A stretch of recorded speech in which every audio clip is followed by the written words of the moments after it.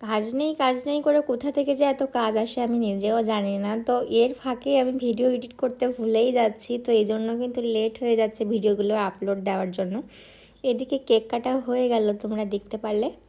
এরপর কিন্তু ক্রিমের যে ফুলগুলো ওগুলো নিয়েই এবার বন্টন হবে। তো মামনির লাগবে হচ্ছে পিঙ্ক কালারের ফুলটা, আর ওদিকে রনিত বাবুর লাগবে ইয়েলো কালারের ফুল। তো এবার তারা কিন্তু ফুলটাই ভাগাভাগি করে নিচ্ছে, আর ছোট সদস্যদের আগে ঠান্ডা করে তারপরে অন্য কাজ।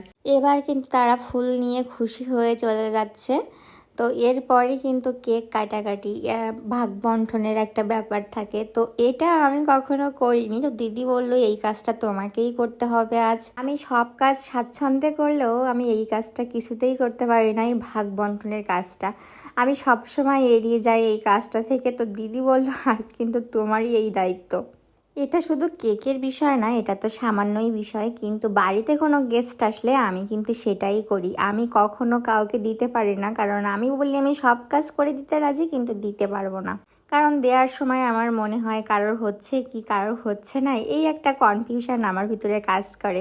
তো আমি সব সময় এই কাজটা থেকে এড়িয়ে যাই।